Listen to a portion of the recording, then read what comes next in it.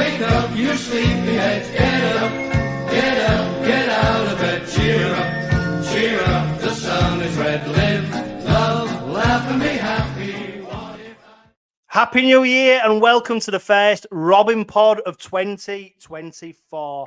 I'm delighted to introduce a guest that I'm sure you're all very familiar with, former Robin Pod host and Hull Live Hull Kingston Rovers reporter, Joe Appleyard. Welcome to the show once again, Joe.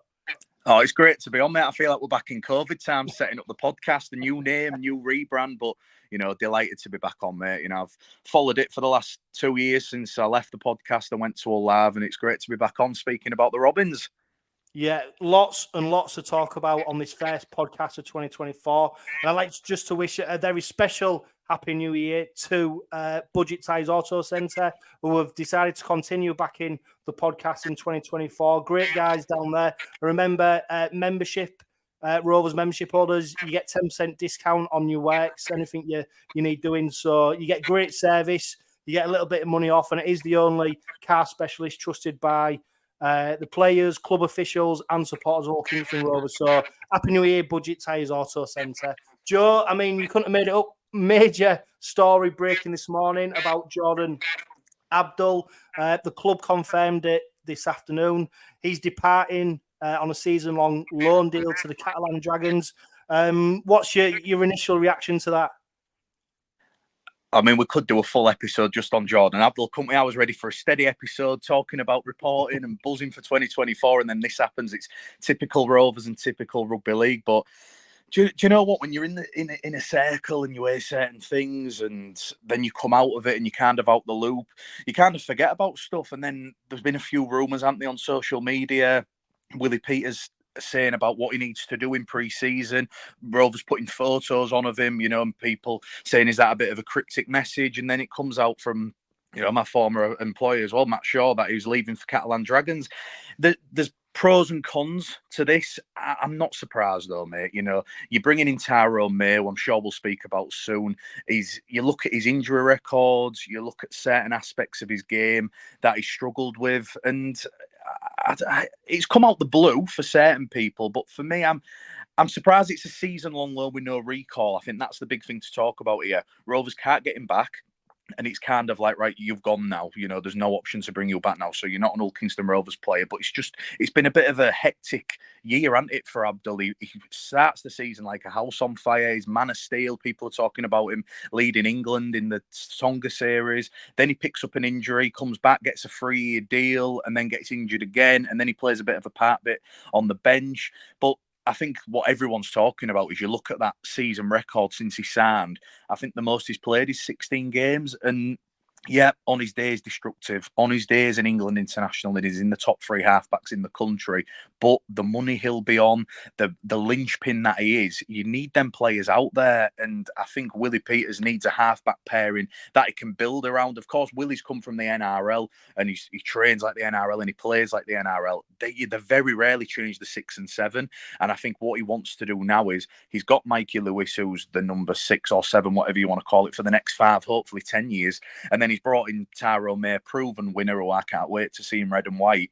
And probably Abdull was that third choice. And I know if we'd have done this show yesterday and Abdull had still been a Rovers player, and we'll do our strongest 17 later in the show, it wasn't in my 17, and he's probably not been in 𝗬𝗖𝗓𝗏𝗏's. But to go to Catalan Dragons, it's a big move. I understand why fans are frustrated because it's a Super League rival. He's still technically a Rovers player and he's going to be playing maybe against Rovers, and I'm sure he'll do well over there if he can stay fit. But let's trust 𝗬𝗖𝗓𝗏𝗏 in this scenario, because we've seen so many times. Look, when Rhys Kennedy went, then the Sanjar Whitbread, you know, there's been plenty of decisions letting the likes of Will Dagger go, bringing Corey Hall in. And I think it's a long process. And 𝗬𝗖𝗓𝗏𝗏s is building his squad now. It's going to take 2 or 3 years, but it's a massive, massive news when an England international leaves the club on a loan deal. That doesn't happen often, does it? So, I mean, let's wait and see. I do think they'll bring someone else in. You know, like, I'm not in the inner circle anymore, so people don't start speculating, thinking they're going to sign a halfback just because I've said I think they might. But I hope they do. I think they need the third choice now because, of course, Robert Milnes has gone to Cass. Young Jack Pottery was released from his contract. He's gone to York. So they are very light in the halfback area. Of course, people can shuffle about. I've seen people talking about 𝗂𝘂𝗏𝗏, but for me, 𝗂𝘂𝗏 is an out-and-out nan, and I think it proved earlier in the season he did a good job, but it's putting people in the wrong positions in it. So let's wait and see. But yeah, it's a really strange one. He's a bit of an enigma, isn't he, Jordan Abdull? On his day is amazing, but you just don't get enough out of him. And you never know, he could go to Catalan, have a new lease of life, come back and be in red and white again. But for me personally, at the moment, I just can't see a way he pulls on a red and white shirt again. No, he joined the Robins initially on loan back in 2017. Joined the club permanently in 2019. He's gone on to make 60 appearances for the Red and Whites. This is what 𝗬𝗂𝗧𝗏𝗏 said upon announcing that he joined the Catalan Dragons. Jordan and I sat down and had a good, honest conversation of where he was at, both on and off the field. During the conversation, we discussed the opportunity for Jordan to join Catalan Dragons. That was on the table. After a few days of reflection, Jordan chose to take up the opportunity with Catalans, and we will not stand in his way. So it's very much Jordan Abdull deciding to uproot and leave the Robins and go experience a season of Super League in the south of France, which, you know, is very difficult to stand in anybody's way. You can understand now why supporters, Joe, might be a little bit bitter that he got a fresh 2-year deal earlier on in the season, much to many supporters' maybe surprise. You know, based on his injury record, I think you mentioned it, Joe, about how many games he's played. Well, 2020, he played 12 games, 2021, 16 games, 2022, 13 games. Last season, he made 14 appearances. You know, quite simply, a player of his calibre and talent, and a player who probably commands a decent salary, just not out on the pitch enough. Was you surprised when he got that new deal earlier on in the 2023 season? Yeah, I was, to be honest with you. I understood why, in a way, because at the time there was no Tyrone May, was there? And Rowan Milnes was still a Rovers player. But yeah, I think the point to make here is you've got to trust Willie, haven't you? Because he's offered him this contract. He's nails his colours to the mast because he's allowed him to go, and the book falls at him, doesn't it? So, but fair play to him to have the bottle as a coach to get rid of a big name halfback. I know it seems like it's Jordan's decision as well, but he takes all the cop, doesn't he, at the end of the day? And yeah, he's obviously offered him a deal. It hasn't really worked out. He's not a young man anymore, is he? So I've seen people going, "Oh, it's good to go get him some fitness and that." But they're a Super League rival at the end of the day. You don't let him go to Catalan. I know Rovers and Catalan have got a really good relationship because there've been plenty of loan deals, haven't they, back and forth in the past few years. But yeah, I think maybe he could, if he'd reverse it, he probably could. But Rovers aren't scared to terminate contracts, and I'm not saying they'll terminate Jordan's contract, but they've done it in the past with players. Willie's let people go, and I think Paul Sewell, Neil Udgell, Paul Lakin, they're backing Willie, and whatever he says, the kind of he gets. And I think that's what you need. You want that coach to have that authority, and he wants to play the 𝗀𝗂𝗏𝗏 way, the Willie Peters 𝗀𝗂𝗏𝗏 way. And then if people don't want to align to that, it's okay. You can move on and we'll get somebody else in. I don't think there'll be any grudges hold. There's been plenty of players who have left. Look at Frankie Alt and people like that.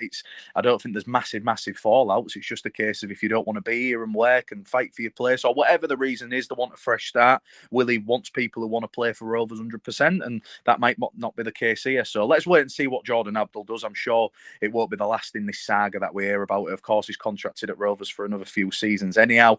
I'm sure there'll be a contract clause in there that Steve Mack might want to get Jordan Abdull full-time if he starts linking up well there. And I think for Jordan, Catalan are part of a transition, aren't they? They're in a period now where they've lost Sam Tompkins, they've lost Mitchell Pearce, they're bringing up the young French lads like Arthur Morgan, and Jordan will come in there and probably be the orchestra in that attacking line. So it'll be interesting to see. And I think what I'm more interested to see is if he can play against 𝗀𝗂𝗏𝗏, because of course we play him like we always do. We're playing 3 times in 2024. I don't think it'd be the right call if he could play, but you never know in rugby league.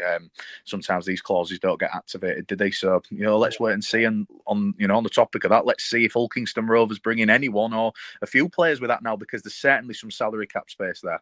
Yeah, it'd be interesting to see what reception he did get if he did play. We've heard from Willie Peters, Steve McNamara, upon Catalans announcing the signing of Jordan Abdull. He said the addition of Jordan significantly improves both our depth and options for 2024. He's one of the most naturally gifted players in the competition, who I believe will flourish both on and off the field in Perpignan. Joe, something I picked up on, and Steve Mack and Willie Peters both said it, on and off the field. Do you think there's anything off the field that's been going on in the background that's maybe pushed him to want to go and get a fresh start in the south of France? Oh, possibly. You hear rumours and that, don't you? But I don't think we're in a position to speculate and say what A, B, and C's happened and that. I think there's stuff in everyone's personal lives, isn't there? You can probably reel off every Super League player, and they're all going through difficult stuff. But I don't know. I think there's probably 1,000 things that's contributed to this, and ultimately at the end of the day he's gone for a fresh challenge and Rovers aren't begrudging him. So I think you look at the here and now, he is a Rovers player, isn't he? But he's not, and we've got to kind of move away from it. You can't dwell on it too much. You look at the halfback pairing that we're probably going to have, really exciting. They've had time to gel. Tyrone May's coming in and Mikey Lewis, and I just think Mikey's getting better and better. And he's the future and the current of this Hull Kingston Rovers side. And I think Tyrone, people who were speculating he was going to play all over the park. I think after today's departure, he's going to be that number 6, don't you? So I do think Rovers need to bring in somebody else, though. Now, I'm not, they're not going to break the bank, and they haven't got any quota players, of course. There's not many people on the market. They've got a dual reg with Featherstone. Did they use that option? I know they've got a few halfbacks there. Did they just use them if they want them? Willie's got plenty of options, but I do think just depth-wise as well, I count it. Obviously, you've got the young lads as well, but you look at recognised players, probably about 27 now. You look at the shirt numbers that Rovers have used over the past 4 or 5 years, and that exceeds 27 probably by around 2, doesn't it? So I do think they're a bit short. I think there was anyhow, and I'd like to have signed a few players. They should now. It's opened that door. I don't know what the cap space is. I don't know what Abdull's new contract was figure-wise, but for me, there's certainly enough money there to not break the bank and bring in a superstar. I don't think that's the case, but if you can bring in 1 or 2 players to bulk up the squad, albeit probably an halfback in another position, then we'll see, and it might be worthwhile, and in the long run, it might be a really good decision, not just for Jordan Abdull, but for Hull Kingston Rovers. And yeah, what will be, will be. I think we have to move on now and plan for life without him, don't we? Yeah, I mean, there's no doubt he started the season like a house on fire. He was leading the Man of Steel points for so long. I mean, even when he wasn't playing, he was still seemed to be in the top 3 of the Man of Steel. It was crazy for him to be doing that for so long. I do wonder, though, if the subsequent injury to Jordan Abdull and then the arrival of Brad Schneider and his relative success in the red and white of Hull Kingston Rovers maybe gave supporters a bit of a glimpse of a different type of halfback and maybe someone who added a little bit more balance, because Mikey Lewis seemed to flourish once Schneider came in, and as a partnership, them two seemed to work really well. I'm not saying that Abdull and Lewis didn't work, but as the season progressed, there's no doubt that Lewis seemed to benefit from Schneider and his ability to marshal the troops, maybe a little bit different to how Jordan Abdull does. And I wonder if that's maybe gives supporters a bit of a glimpse at what type of halfback we might need to get the best out of Mikey Lewis, and not just, Jordan Abdull or whatever plays is his partner. That's the thing, isn't it? I mean, Abdull's done some absolutely wonderful things for Rovers, but you look at that team that got Rovers to Wembley and should have won at Wembley. We haven't spoke about that, have we, me and you personally, but should have done the job in London that day, and it kind of fell away in the semi-final. There was without Jordan Abdull for the most of it. It's interesting, isn't it? Because Willie was an halfback as well, and he knows that playmaker role inside out.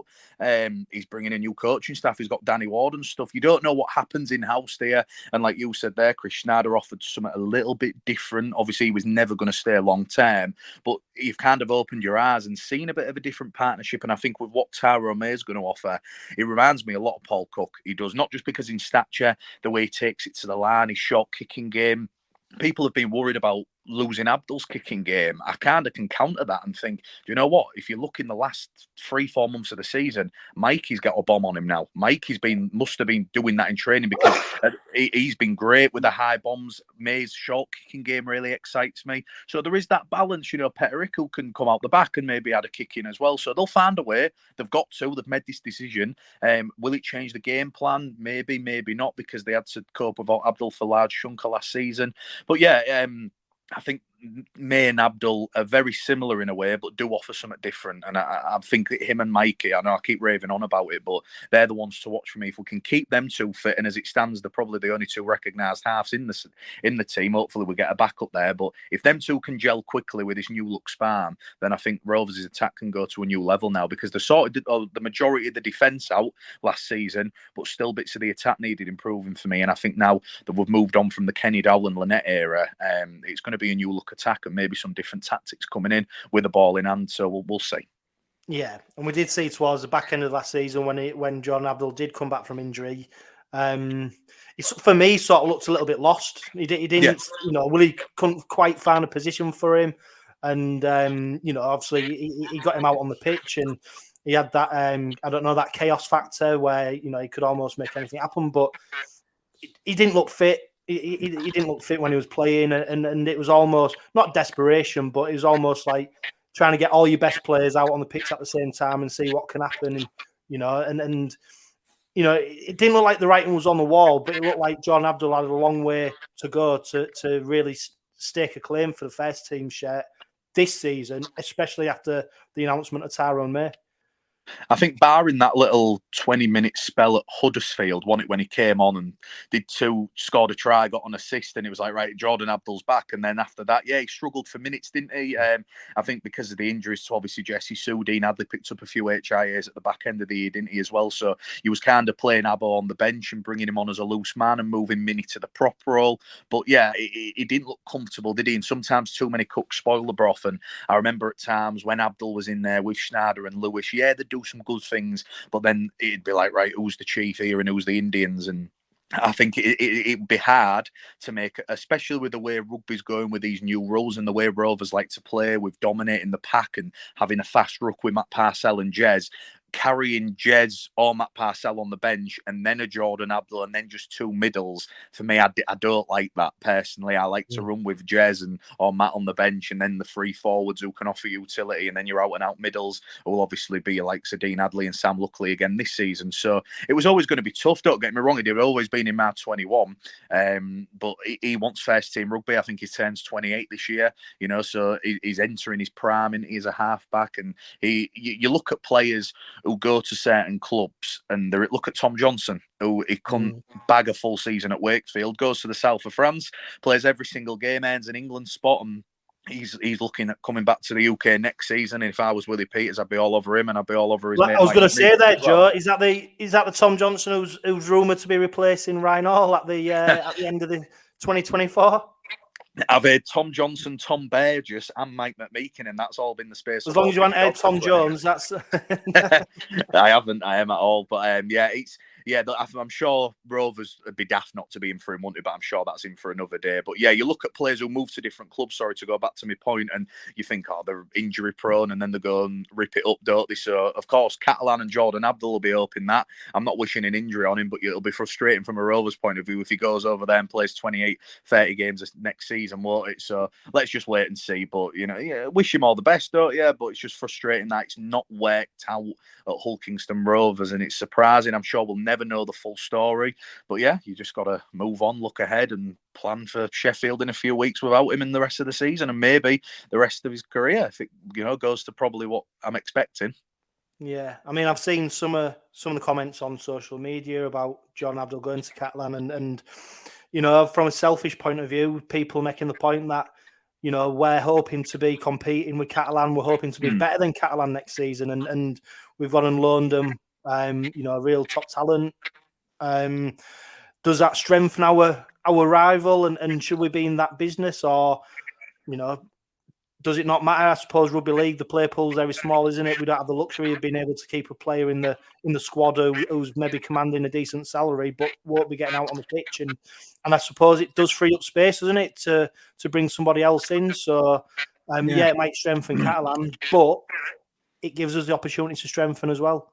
Of course it does. You look at last year when Rovers announced their squad numbers, and then you look who that team was at the back end of the year, and you look at the players who came in, even for one game, the like of, what was his name, 𝗀𝗍𝗍 and people like that. You'd have never expected them lot to sign for Rovers, would you? So it'll probably be the same again. Rovers kind of, and Willie's built up, hasn't he, over there? Every single month he's kind of been brought someone in or got rid of someone, kind of planning his perfect team, and it's going to take time, and some people are going to get cut and some big names are going to get cut. We look at when Frankie Elton got rid, everyone was calling Willie and saying, what's he doing? He didn't know what he's doing. And then you know, Frankie goes and don't have the best season at Lee, and you kind of move on, don't you? And rugby is a bit of a fickle game. You'll be Jordan Abdull's biggest fan, and then in a few weeks' time, we're all wearing Tyrone May shirts and thinking about the future halfback combination. So let's just see. I'm sure Rovers have got some names that they want. You know, Matt Shaw's put an article today, and it's saying they're back in the market. Who that will be with no quota players and limited resources over here to get,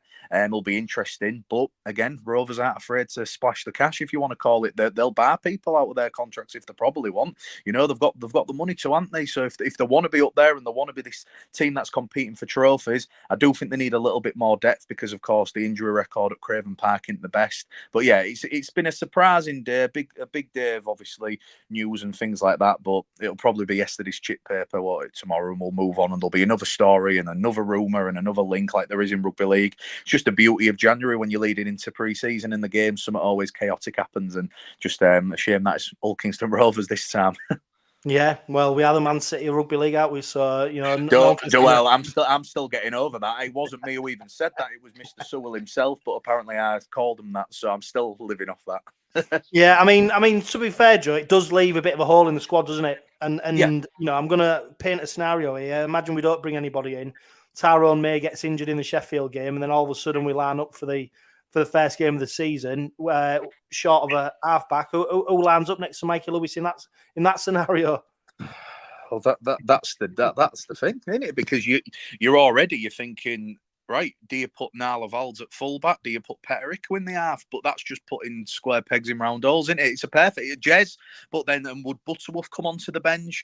Yeah, you've got options to call it, but you ain't got to recognise that. And I think Willie will know that, won't he? And that's the thing. That's why people are worried. But you've still got 6 or 7 weeks until we play at the MKM Stadium. And being honest, if a third choice halfback comes in, they're not going to be playing at the MKM Stadium because hopefully Mikey and May will be ready to rip in from round one. But yeah, it does leave a little bit of a worry. But I think there's no point worrying at the moment because transfers happen so quickly in the sport, and you never know what might happen. In 3 weeks' time, Rovers might have an halfback and they might have somebody else in, or they might not. But there's plenty of time. But Rovers do need to dip into the market now, I think, just for a bit of cover. Just for a bit of cover. I'm not saying break the bank. Yeah, I mean, that's my gut feeling, Joe, is that the won't have allowed Jordan Abdull to leave without having some idea of who's going to come in to replace him, because, you know, you've been closer to the club, obviously, over the past season, and they're not daft, are they? They're quite astute they're not. in what they do, and a lot of the deals are make a calculated. You mentioned Rhys Kennedy, you know, the uproar about him departing. Well, you know, the next cab off the rank was already agreed and to come in and replace him. And you'd imagine there's some irons in the fire now. What their irons might be, because it is a limited market, what they're playing in. I mean, one of the left field suggestions I've seen, and I think you mentioned it earlier, was the dual reg with Featherstone. Of course, they signed Ben Reynolds. Ben Reynolds from Lee. You know, he's still only 29, I think, so he's still a good age. And whether we look to utilise that, I mean, that would be left field, wouldn't it? Normally with dual reg, you don't go the other way. And of course, AJ Wallace, he's lining up for Featherstone. He's been named in the squad to take on, is it Bradford at the weekend? Yes. In a pre-season friendly, so there's already a bit of movement there. Whether Featherstone would want to lose one of their star players to let him come to the Robins is a different thing. But what we've seen with Willie Peters and this old Kingston Rovers side with a club, they're not afraid to do the things a bit differently.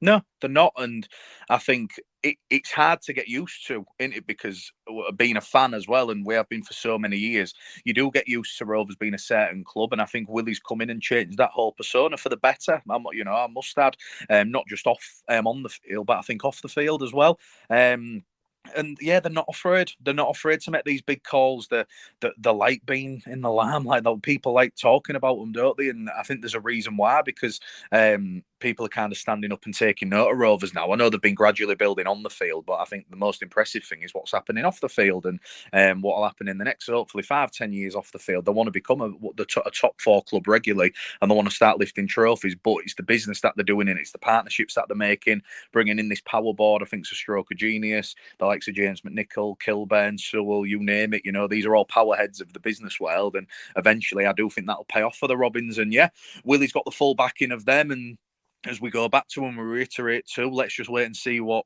Willie's got in store, because he's not afraid to let people go, and he's not afraid to spend the money and bring people in. And sometimes they are left field calls, but most times, I know he's been in charge a year, and he's got a few years left on his contract still, but his first year was a success, and most of the decisions he made went well. So hopefully that can continue, and whoever he brings in fits the mould. And of course, we haven't even mentioned it. There was the rugby union talk as well, weren't they? So I don't think it'll be 𝗀𝗡𝗏𝗴𝗏 or anybody like that if it is a rugby union player, but that'll be a left field call, because they've got to change code and learn all the new rules and the ruck and everything like that. But the Rovers are interested in that market, and it's been interesting because I know Willie's been, he mentioned it to one of my last interviews with him. He mentioned about going to different sports and different organisations and learning the trade of other managers and coaches. And I know he was with a few rugby union clubs as well, so they made contacts all over, and he's of course brought in what's his name from South Sydney, is it Brian Store, something like that? Well, it's not been officially announced yet, has it? But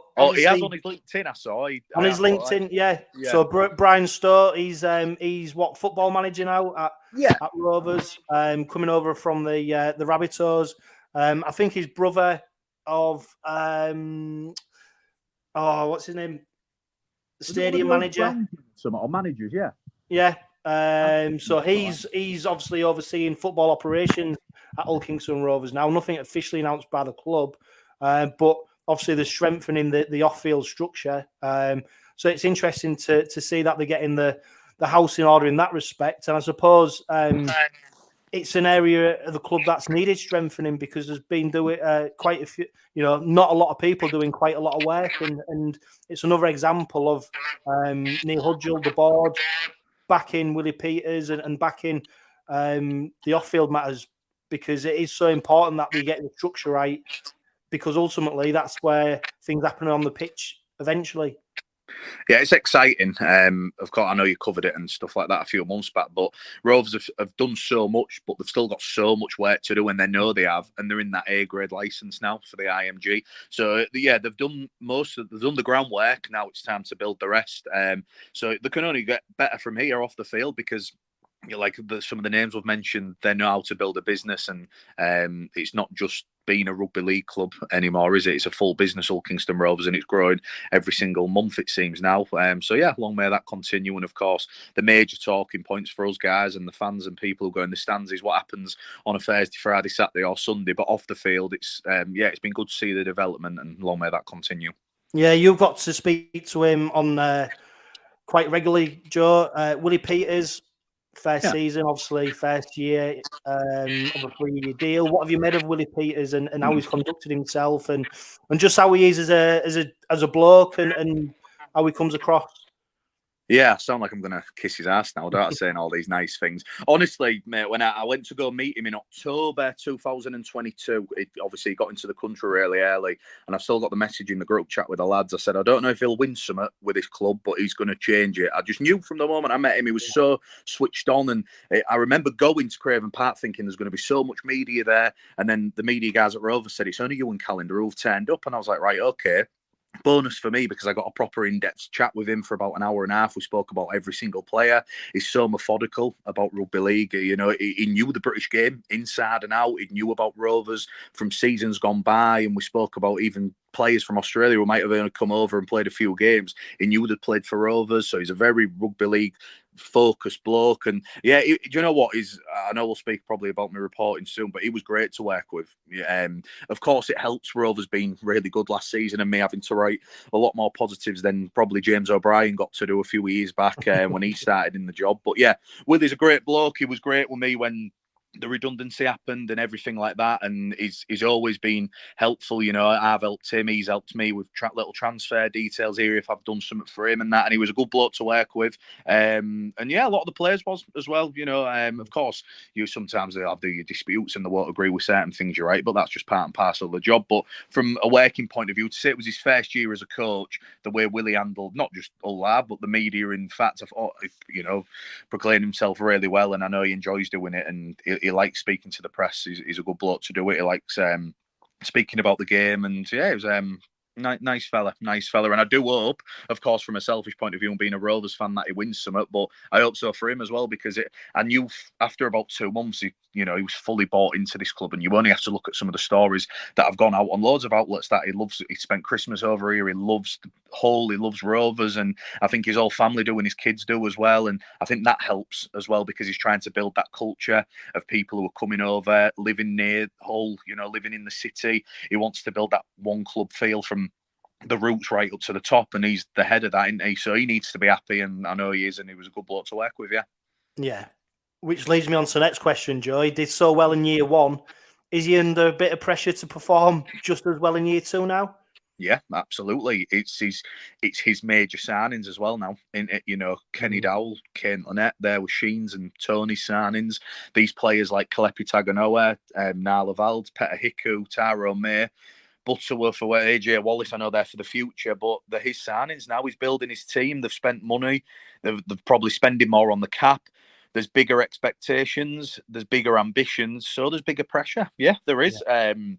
Can he handle it? Of course they can. You get dragged in, don't you, to every season thinking, could it be this team's year, this team's year? I think if you just focus on yourself, and Rovers have set that platform now, but the only way is up. You can't be back in the doldrums of 9th to 10th, and I don't think there will be. But yeah, there is more pressure. There is as a coach. There is every coach. You look at people like Tony Smith, like Ian Watson. They're probably in it from the pump because of what FC and Huddersfield did last season.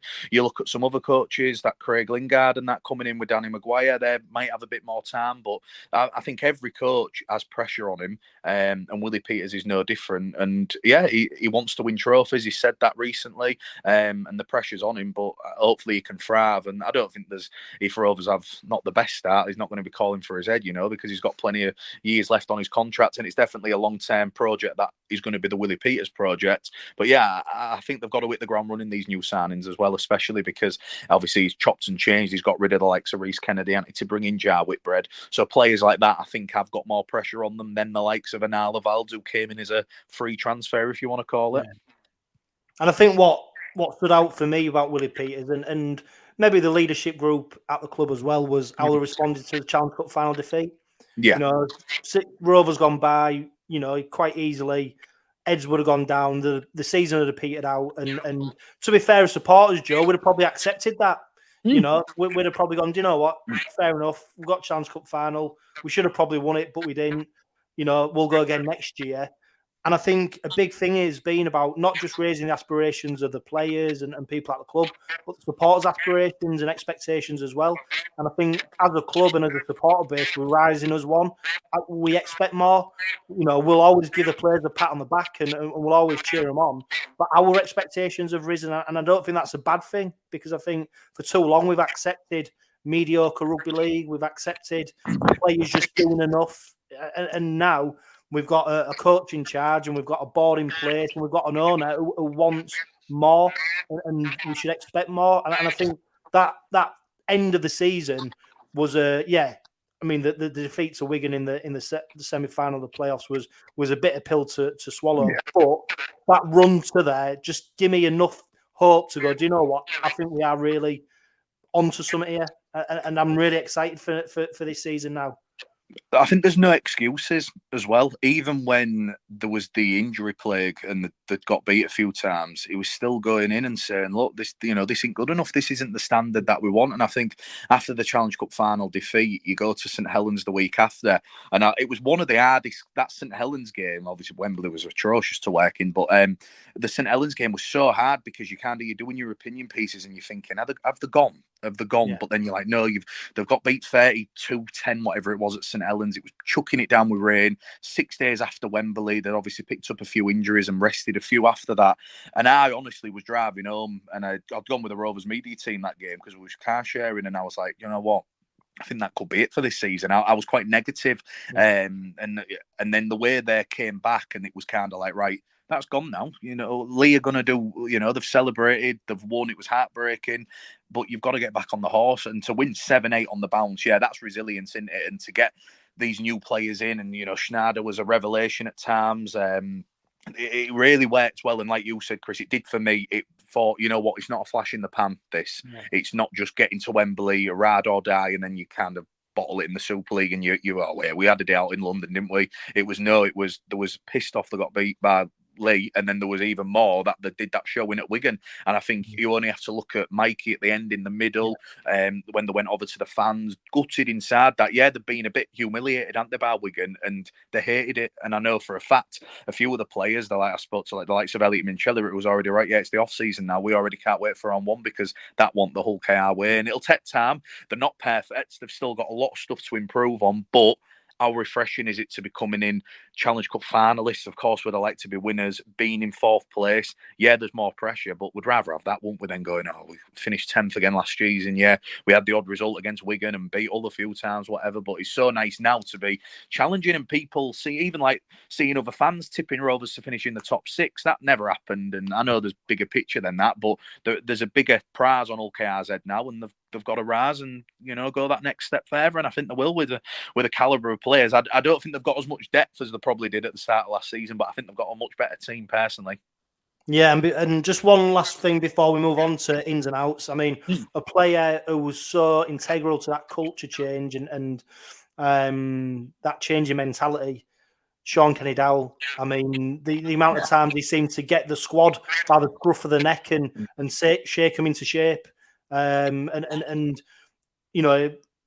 a great lieutenant for Willie Peters to have in the changing room. And do you know what? 𝗬𝗓𝗏𝗏𝗀𝗏 has been named as captain for 2024.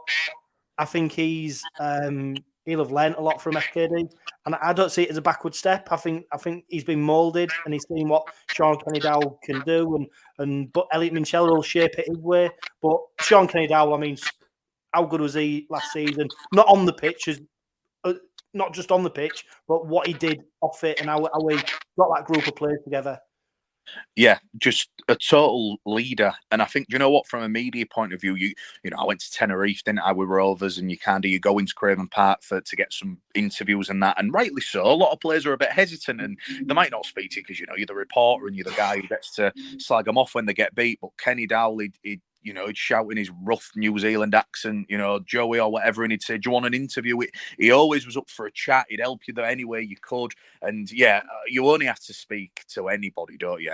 Any side of the pond. You go back to his days at the Roosters, what he did for Newcastle Knights in their transition period from what he did, not probably in his first season at Hull Kingston Rovers, but the way he rose above that adversity, turned into a centre. He came over as a bit of a winger, didn't he, under Tony? But yeah, he's one of 𝗀𝗂𝗏𝗏𝗏's greats. I know, and that's what it killed me as well, not just to lose a Challenge Cup final and not just to, not watch it with my mates or my family, but not to see him lift it, because I thought if there's any captain who deserves to emulate what Roger did, 40 odd years ago, it was that guy. But he's still in the country. He's one of the coaches, isn't he? I don't think his official tag is an assistant coach, but he's doing a bits with the first team every single day. He's doing the pathways. He's learning on the job. It's great to have him around because he bleeds red and white, just like the new captain does, 𝗬𝗓𝗏𝗏𝗏𝗏. Probably the closest thing that Bradford's ever going to get to East Hull, because he's moved into the area. Sand, I think he's here till 2027 at least. And he's just one of them players who's just got better and better at Hull Kingston Rovers. And yeah, he's passed on the torch to him and he learnt a lot. And there'll be big expectations to 𝗬𝗓𝗏𝗏𝗏𝗏 now. But I think he proved last year, didn't he? He's just key to this Hull Kingston Rovers side. And you go back to Jordan Abdull, if maybe we didn't have a 13 like 𝗬𝗓𝗏𝗏𝗏𝗏, could he have moved into that role? And he started that loose forward, didn't he, for FC and a few years back. But I think that was probably another reason why Abdull going to be in the 17, because they had such a solid 13 who can play 80 minutes every week. You look at the 13s across the Super League, not many of them can play full 80 minutes week in, week out. We're lucky that we have, and we're lucky that it's probably our captain, and he was the obvious choice for me, and wish him the best of luck. But yeah, Skid's absolute legend on and off the field. Glad to see him sticking around, and I know he'll play a massive, massive part, not just with the full team, but I'm looking forward to seeing what he can do with the young lads. Young Louis Gorman, another good bloke to work with from the media, really good talker for such a young kid. He's got a bright future. I know he's tipped very highly by Willie and the coaching staff. He's a centre winger, same as Skids, so it'll be interesting to see what he can learn from him this season as well. He's one to watch for me in the long run, not putting too much pressure on him, but 𝗀𝗂𝗽𝗃𝗏𝗏𝗏𝗏, great player, great bloke. Yeah. Ins and outs, Joe. I mean, outs: Jack Walker, Rhys Kennedy, Sam Wood, Louis Johnson, Ethan Ryan, Rowan Milnes, Jimmy Kynehorst. Brad Schneider, obviously, he departed. Sean Kenny-Dowell, Kane Lynette, both retired. But when you look at the ins, 𝗏𝗏𝗂𝗏𝗏, Oliver Gildart, 𝗦𝗢𝗆𝗆, Tyrone May, Jai Whitbread, Tanganoa, Reece Butterworth, AJ Wallace, 𝗂𝗂𝗍𝗏𝗏. Is it 𝗏𝗂𝗍𝗏𝗏? I say 𝗏𝗂𝗋𝗏𝗏. 𝗏𝗂𝗋𝗏𝗏. Yeah. I mean, if I put them two lists next to each other, do you think we're stronger? Do you think we're weaker? Do you think we're on par? Would you like to see a couple more additions? Yeah, I've mentioned it a few times, and I'd like to see a couple more additions. But I think we are stronger in a sense because I feel like Lynette, he looks tired, didn't he, at the end of last season? And I was I kind of not called it. I don't want to say I predicted it, but I was very, thought, this could be the end here. And now at that Wigan game, he looked like he'd just gone, didn't he? And he admitted that when he was on the podcast for you. It was a great listen. He said, and do you know what? Fair play to him, because he could have rode out another year on big money and took the mick a little bit, and he didn't want to do that. So best of luck to him. I think he's coaching in the Mackay area. I think we're stronger individually. Collectively, you've got to start again, because you're losing some big names. You're losing, I know Rhys Kennedy want the most amazing prop fall for Rovers, but you've got a new middle in there, so that middle unit started again. You're losing two massive leaders on that left edge. So Ryan Hall's the last man standing in that veteran partner trio. We've only got one left now, so it'll be interesting to see who moves on to the left now. I'd imagine it'll be Gildart and Tanganoa, won't it? So it's probably going to be two new signings. So yeah, I think like for like, we're stronger, but it'll be interesting to see if them leaders can be replaced, because they've got to be, because they both did wonders, especially Sean. He rolled the years back, didn't he, at the middle and back end of the season. So I'm going to be interested. It's interesting, isn't it? Because it is a bit of a new look team. I'm sure we'll do our strongest 17 soon, but there has been a bit of a changeover. But you've still got that core span there in my eyes, like your Mikeys, your Matt Parcells, your Elliot Minchellas, your Jez Littons. So there is still that there. And if the lads around them can gel quickly and that new look span with probably 𝗏𝗏𝗂𝗏𝗏 out the back and Tyrone May in the halves with Mikey can gel quickly with Matt Parcell at starting hooker, it's exciting. There's a bit more pace as well in this Rovers side now with the likes of the Valds and Gildart, which I think has been missing from this team for so long. We've had the power, we've had the strike force, but we haven't had much pace, have we? We've only had Louis Senior on the wing when he gets an interception, or Jack Walker when he came in for that short spell. I think how fast this player has been Mikey, hasn't it, for the past few years? So it'll be good to see Nala Valds and Gildart coming, because they've got pace to them.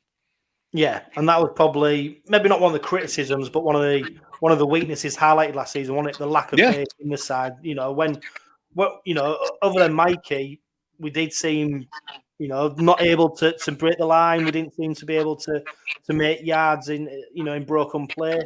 So it is going to be interesting to see how 𝗏𝗏𝗆𝗏𝗏 gets on. Oliver Gildart. I mean, you look at these plays: 𝗏𝗏𝗂𝗏𝗏𝗏, Oliver Gildart, 𝗏𝗏𝗏𝗏, Tyrone May.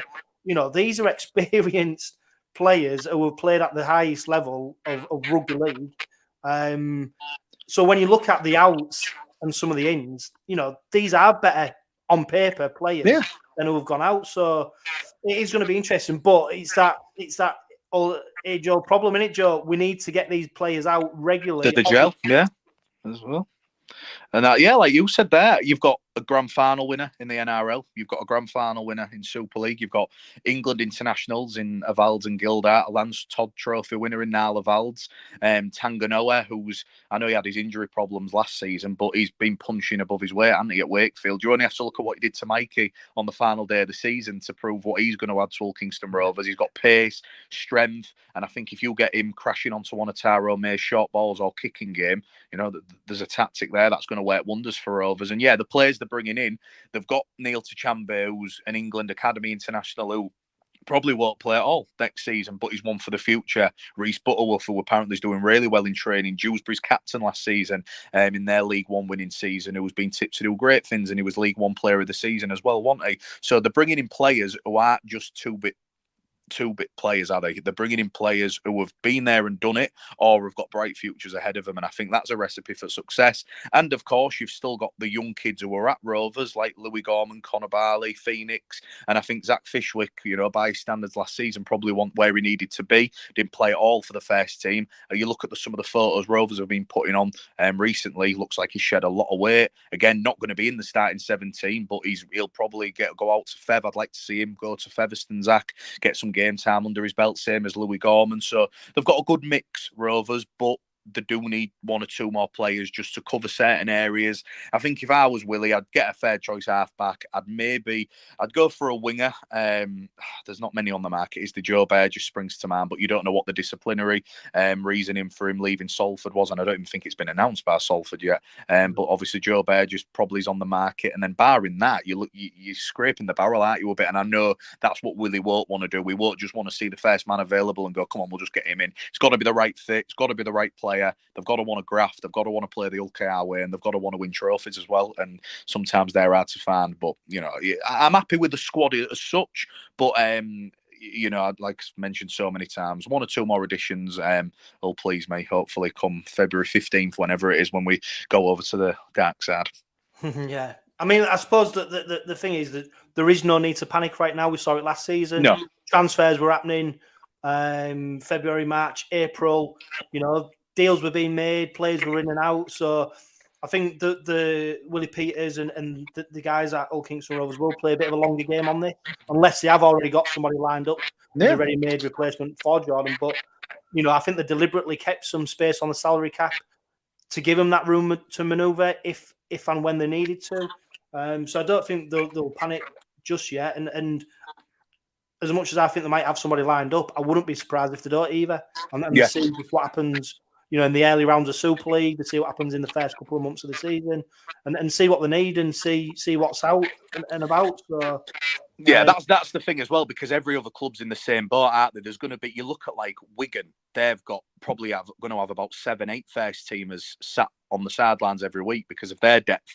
You've got teams around the country who aren't going to be starting certain players, aren't the right fit, it maybe aren't worked out, and then that's where players start to move, don't they? Look at all the mid-season transfers that happened. Rovers had plenty last season. We've mentioned Frankie Alt and Will Dagger, players like that. If we'd have said 12 months ago that they're going to be gone within 3 months, you'd have laughed, wouldn't you? But rugby's a funny game. Sport's a funny old thing, innit, with transfers. People just spring out of everywhere and anywhere, and yeah, let's just wait and see. I won't be surprised if there's some in the next week or so, but in 4 weeks, if nothing's happened, I won't be panicking, and you know there'll be a reason for it, and we'll see where we're at squad-wise in a few weeks, maybe months' time.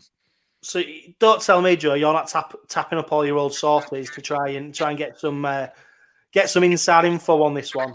Do you know what? I'm not actually. I've kind of, because obviously it's been a bit of a tough process, and I've kind of just kept out of it. I've been kind of like just ticking over, going back to being a fan, not trying. I didn't have many sources, to be honest with you. Anyhow, I was kind of, I want to call myself the middle guy who just found out everything a little bit earlier than others. But yeah, no, not really. I've just been kind of getting on with life and kind of been, you know what? It's been nice to be out of it and not being in that bubble, because as much as we love Hull Kingston Rovers and I love it, and you know, so glad to be back being a fan again, it was a bit draining sometimes doing it every single day. Is there anything? No, there's nothing. Right, okay. And then something might spring up at 8 o'clock. What was it before? It was like 10 o'clock. I found out someone had signed and you have to write a story on it and go, you know, so it was stuff like that where I was like, oh, do you know what? I miss being a fan and finding out stuff with everyone else going, well, hell, that was a shock, wasn't it? But it was nice to break certain things, and it was good, you know, good while it lasted. Enjoyed it, had my highs, had my lows and that, but honestly, mate, can't wait to get back in that stand with my mates, my family and that, have a beer. It's been a long 2 years. It's been good, very good, but yeah, ready to be a fan again. Yeah, and I suppose, I mean, yeah, obviously, maybe didn't pan out the way you wanted it to, but it must have been good to get that insight and that inside knowledge in the club, and to be close to the coaching staff and the players, to see what supporters don't always see. You know, you privileged position to be able to see, you know, get access and see reactions and raw emotion and see the things that we don't always see. So it must have been a bittersweet for you sometimes. It was. Do you know what? I haven't really spoke about it to anyone, really, barring my mates and that. But so much positives to come out of doing the job. Reporting on the team that I've grew up supporting, the team that I love, being able to cover them and on the biggest stage, being able to speak to the likes of Willie Peters on a daily basis, being in and around the club. But on the flip side, God, I don't think many fans realised at the start how much I was a fan, because I feel like as time went on, and God, I remember that feeling when 𝗔𝗂𝗏𝗏 got that semi-final drop goal. My first thought was, I'm not going to be able to watch this with my mates. I'm going to have to work the final. Yeah. And do you know what I think? You might not remember it. Do you remember when I did that piece about what Hull Kingston Rovers means to me? No, do you remember it? Yeah. That was kind of like me saying to the fans, do you know what? I'd give anything to be stood with you guys. And you know what, mate? It killed me seeing my friends and my family, my granddad and that at Wembley. And as much as it was great to be in the press box at the National Stadium and doing stuff like that, doing the semi-final, when everyone was singing Red Red Robin and seeing them tries going at the MKM, I was like, bloody hell, I'd love to be in there with a beer now. But yeah, it was absolutely fantastic. Loved it. I met some great people along the way. Most people were absolutely fantastic with me and enjoyed what I did and that. And it was a pleasure to do so. Willie was great. The players were great. But yeah, ready to be back being a fan now, and moaning every single week, texting you when we've been beat and stuff like that. Back on the roller coaster of being a fan. I can let my emotions back out now because they bubbled up for a few years. Yeah, and anyone who had a word with you about anything that you wrote, or want to happy about your opinion that you'd cast or what you'd reported? Oh, do you know what? Not much. Me and Willie had this thing where it's like, if I didn't, we'd speak about it, we'd ring up and chat about it, and it never heated or anything like that. And I think Rovers were great last season, weren't they? I didn't have too much negative stuff to write about. There might have been the odd thing there and there where a player might not have agreed with a rating, but it was so tough. That's the thing as well. I know there was a few mistakes here and there, but God, on a match day, you look at that Wakefield game, the last game, for instance. I've got to do a live blog. Rovers are scoring a try every single set. I've got to change my match report, write my match report for the 𝗀𝗏𝗏, do a player rating, all my player ratings, get that up 5 minutes after the 𝗀𝗏𝗏, then go into that shed at the back of Wakefield and speak to Willie Peters and a player. I'd put 5 stories up within half an hour, so you kind of can't soak it in, and you don't realise until you watch the highlights after the game, I've given 𝗕𝗏𝗏𝗏 a 7 there, and I should have given him an 8, and it kind of frustrated me sometimes when you get messages saying, have you given this out? And I was like, look, it's just my opinion at the end of the day. I'm watching it from a different angle and things like that. So there were all the negatives. Yeah. But yeah, I didn't have too many disagreements. Maybe when there was a bit of a bad patch, maybe a player or two might have not liked what I wrote, but that just comes with the territory. It's nothing personal. I'm sure hopefully, it gets resolved, and Rovers should have a reporter for Hull Live because they're a massive club, and FC should as well, because it contributes so much to the city, and I do hope it gets resolved, and I hope someone gets to follow what I did, and it'll continue because it's a big part of the publicity of what Rovers and Hull get. Yeah, and to be fair, mate, I'll echo what a lot of people have said. They just missed that daily bit of information, that take on something, that bit. Mate, that's what I say. Even if don't get me wrong, I know every single piece wasn't scintillating. I could ring Dean Adley up and he'd say the usual, we're training really well, but then you get a good story about it. He'd mention Zach Fishwick's doing really well, and you'd put that out. And that's the thing, what I think people don't realise. You don't realise what you've got until it's gone. And I'm not saying I was unbelievable, but writing 5-6 stories a day in pre-season when there's nothing to write about, it's tough, but we got it out there. And it's such a shame, because even now as a fan, you're only seeing 1 or 2, and I know there's reasons for it and that, but there's not much Rover stuff going out at the minute, and it's obviously understandable why. And you don't realise, I know in a world of hits and clicks and stuff like that, I know that's what everybody's on about now, but you don't realise how much Rovers got, like click-wise and stuff like that. It was huge, and they're a massive, massive club, and rugby in Hull is absolutely huge, and it deserves as much publicity as it does, and I do hope it continues. I hope someone gets to cover Hull and Rovers, whoever that may be. So let's just wait and see. But yeah, I know a lot. Even it was nice to get some messages from the players as well, and Willie saying they're disappointed because they love the coverage and that. So that was a nice way to end. And yeah, enjoyed the ride, and not glad it's over as such, but I think come that first game when I'm in the North Stand with all the Rovers fans at the derby, I think that'll be when it hits me and goes, you know what, I'm so glad I'm back as a fan. What, 10 pints deep? Hopefully, yeah, probably 20. I'll be that nervous because I didn't get nervous. That's the thing as well. You lose that. Yeah. The only time I kind of felt that emotion as a fan was the Derby win, was the Derby defeat, and was the semi and the final. But barring that, I mean, even when they would like beat Wigan at home and Saints at home, your first port of call is right. I've got to write a match report about this, so you do lose that. Like I remember, I think they scored in the last minute against Saints, didn't they, to extend the lead, and I was like, God, I've got to go change my match report now. That's the first thing you're thinking. Whereas I'm not thinking we've scored and we've beat the world champions. So that's what I'm looking forward to getting back to now. You know, knowing Marlock, they'll be absolutely rubbish again next year, won't they? The case of Joe Appleyard. Exactly. Then I'll just I'll go into the shadows forever.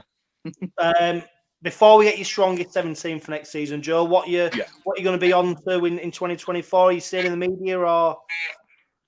I've got. Do you know what, mate? I've got a few, irons in the fire at the moment. I am staying in the media as such, not massively though. So I'm going to be doing match day reports and the live updates on Twitter and speaking to Richard Orne at Doncaster. So just doing one day a week. The guys at Doncaster rang me and said, we need someone to come over and help us out because they're in the Championship now. They've recruited heavily. So I'm looking forward to doing that. When it don't clash with Rovers, I'll be there every Sunday at Doncaster in the Championship. And then, just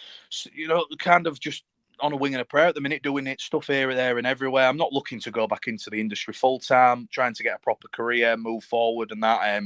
Obviously got a mortgage and married and stuff. So still only 26, still got plenty of years of work left in me. And I'm sure something will come up soon. So looking forward to starting with Doncaster and then hopefully can get some at full time as well in the next few weeks. Yeah, Craig Hall as well. He's down there. Craig Hall, Reece Lynn, Joe Appleyard, obviously, who was at FC Matangi. They've recruited really well. I'm looking forward to seeing how they go. 𝗂𝗂𝗧𝗏𝗂𝗧, players like that. It'll be a good team. Yeah, definitely. When you look back, Joe, 2023, what was your favourite moment? Oh, that 値𝗇r drop goal in the semi. Unbelievable. I was obviously in the whatever I want in the main stand behind the sticks, but to see all the Rovers fans in front of me, I could see my mates and that with all flag in the stand where all the main fans were behind the sticks, and that was just a great moment. It was great to see the players just be absolutely buzzing with the fans. And then I remember the first thing they said was, "We haven't won anything yet," and I was like, "Right, we're in the zone here." Yeah, that was absolutely great to cover. To watch Rovers put 40 past Hull at the MKM, obviously Derby and that, it's massive anyhow, but I just think because it was Tony's first Derby with Willie and there was loads of talk, weren't they, and Hull were on a bit of a downward spiral, and just the way how easy it was, that was great to report on and was great to lead the conference there at the bottom of the West Stand. That was fantastic. It's some absolutely wonderful moments. But I think that Gnarder drop goal absolutely tops it for me.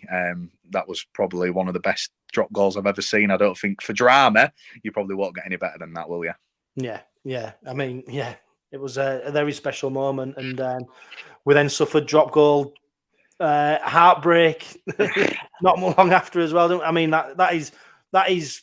I don't know, sums up the season for Rovers, wasn't it? I mean, there's so many great moments, so many real positive, real exciting, and there's so much heartbreak as well. It was they'll never do that set leading up to Gnarder's failed drop goal. They'll never do a set like that ever again. Right. They didn't do that set one. I know probably everyone spoke about it, and I don't want to go over the past and bring up that heartbreak again, but I've only watched it back once. They've never done a set like that ever. I think they made about 6 meters, and he should have just done a box kick in the corner and defended, but that's all here saying it. And if we'd have been playing, it might have been a different story. But don't think I'll get over that anytime soon. We just have to get back there in 7-8 months and do the business, don't we? Exactly. Shoulda, woulda, coulda. Okay, then, Joe, hit me with your strongest 17 for 2024.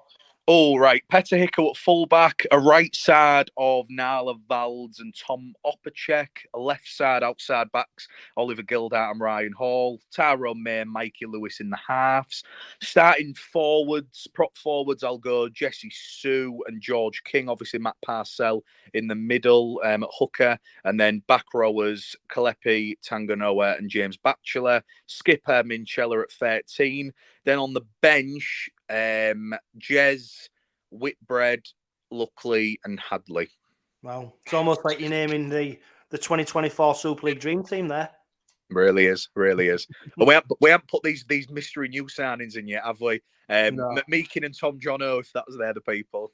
Yeah. Well, the rumour mill will be in full swing, won't it? I mean, you can't argue with that lineup, can you? And what you would say, it's a big year for some of the players Not new recruits, but the players who were here last season, not least the ones who are out of contract. We don't know what's going to happen with Ryan Hall, whether he's going to go another season.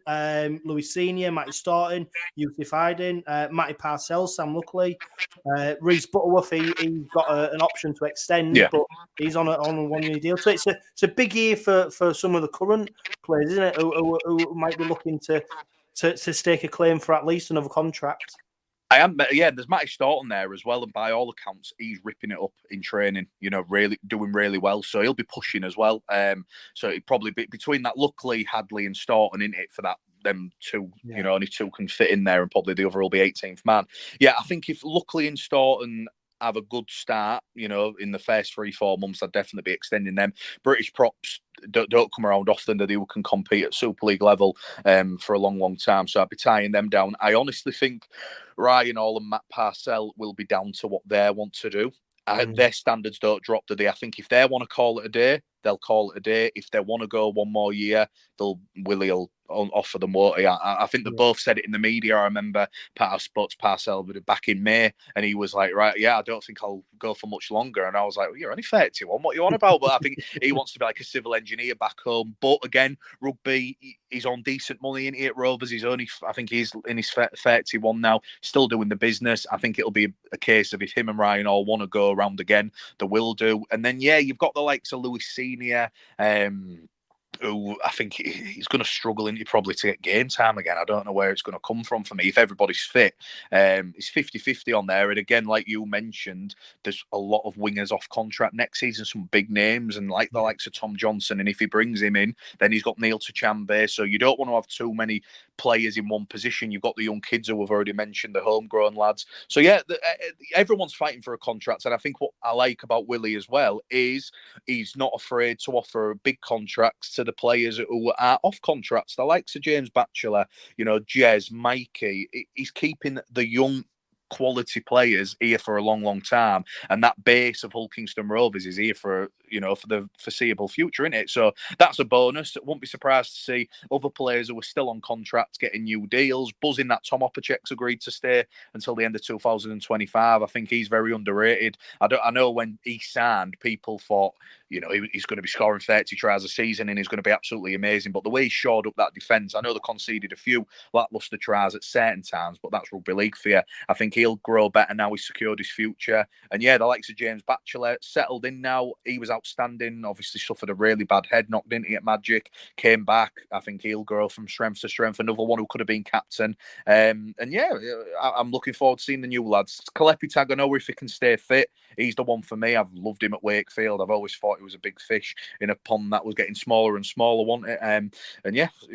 Really, really exciting. It's that time now, isn't it, where pre-seasons, the games aren't far away. Rovers are going to Tenerife soon. Stuff's happening on and off the field, and you get that bug back, don't you? And I think it helps the fact that the derby's the first game of the season. I think that's a perfect shout, and already looking forward to that one. Yeah, and then finally, Joe, not just on the pitch where we've had ins and outs in the coaching setup as well. Danny Maguire is departed to join Cass.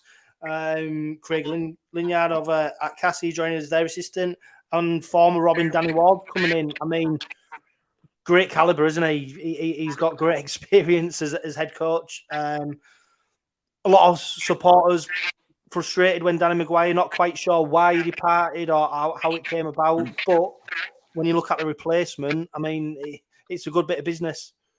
It is, and do you know what? I've been asked by so many people, what was it when the Maguire saga was going on? What's happening?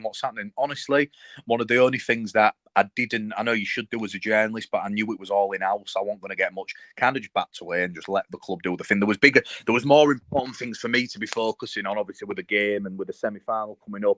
So it was a shame. Danny was great to work with. When Tony got sacked, and me, it was literally just me, James O'Brien, covering Rovers for that last 7-8 games of 2022. Magsy was great. He was a really nice bloke to work with. Loved Hull Kingston Rovers. Probably didn't want to leave, We'll never know the full story. But like we've spoke about so many times, Willie will get rid of a big name, and then big name's going to be coming in. Danny Ward, he's a great coach. Didn't speak to him because obviously when he'd signed, it was time for me to leave my post. But apparently he's been great with his knowledge. There was a reason why he did what he did with London. He's been really good down south in rugby union, and he was going to stay as the CAS job. It's interesting that obviously he turned down the CAS head coach role, came to Rovers. Maguire got turned down the head coach role, went as their assistant, and Lingard's coming. It was strange few weeks, wasn't it, at Weldon Road and Craven Park. But yeah, and then there's the likes of Reece Lovegrove's coming at me as well with the academy. So they've brought in, it's a bit of a new, fresh coaching staff in it as well. Sean Kenny-Dal fits into that bracket. Then you've got the mainstays there, like Dave Hodgson, who's been there nearly like 11 years now as a coach. Even when I was in the academy in 2015, he was our coach then, so he's been in the backroom staff for donkey's years now. Not as much as Bonesy, but that'll take some beating. But yeah, so it's exciting times. This is Willie Peters' second year, so there's more pressure. We've spoke about it, but this is his coaching staff now. This is his playing squad. So yeah, best of luck to him, and I think that there's some promise there for Rovers. Will it be as exciting as that roller coaster we had last season? Hopefully we can get a little bit higher. But yeah, it's going to be a great Super League as well. I know we say it every season, but there's some good teams, and I also think there's some very poor teams as well. And Rovers don't fit into that bracket for me, so there's no reason why they can't get to the latter stages. Hopefully the final, and hopefully win it in the Challenge Cup. And I think playoffs is a bit of a must. Personally, I think if you want to be one of the big boys, you've got to perform like one of the big boys now, aren't you? Yeah, definitely. And pre-season is well underway now. We've hit January. The countdown's on to the pre-season friendlies, and that first game of the season against that lot will come round very quickly. We haven't even had a chance, Joe, to talk about the rest of the Super League, so maybe that might be one for a future podcast. Definitely. You're always welcome on the Robin Pod, Joe, and it'd be great to see you back on the terraces at HU9, cheering on the boys. Going to be a fantastic season, I think, for the Robins. I think they've put some things in place which are going to stand us in really good stead for 2024. So just hope, I'm praying that we finally get some silverware. We finally get to see the players lift something, because we've had our appetite whetted, haven't we? And it's just time to deliver now for me. I think we're getting to the point where we need to seal the deal. Yeah, I agree. I think if we can't, I don't want to be negative here, but in my opinion, the way they've built the foundations, the coaching staff, the board, what the plans for what they want to do with the club, the team, everything. If they can't do anything in this era, this next 5-10 years, whatever it's going to be, hopefully this Willie Peters era happens for a long time, then I can't see when it's ever going to happen. To be glass half full, but I just think seeing it from the inner sanctum, what they're doing and what they want and the standards they're setting, this is the time now. But it's so tough, of course, and it's not like football where you can go for 6-7 trophies in a season. Not many people bother about the League Leaders Shield, so you've got that game at Wembley and that game at Old Trafford to lift it, haven't you? But can this team do it? Of course they can. They've got bigger prize on their head, like we've said, but I think that'll bring the best out of them. They like adversity, they like to be written off, they like to be challenged, and I think there will be a lot. And yeah, roll on the season now. Great that everything's going to be on telly, as much rugby as we want. That's what we've been dying out for. Going to be great with NRL starting again soon. It's best time of the year. Yeah, the Robins are back. This has been the first Robin Pod of 2024. Joe, it's been an absolute pleasure. Thank you so much for joining us, and I hope to get you on the podcast as we go out through the season, because I know there's so many people who would love to hear from you again. And it is like getting the band back together, isn't it? It's been a few years, but it's great to have you back on.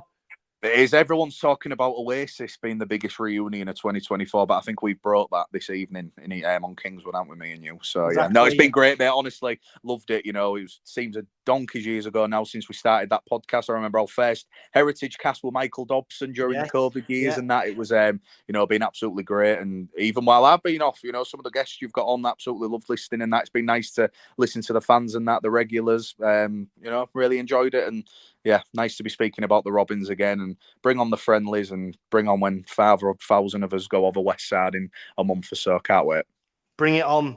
This is the Robin Pod, powered by Budget Ties Auto Centre, the only car specialist supported by club officials, supporters, and players of Hull Kingston Rovers. But for now, live, love, laugh, and be happy.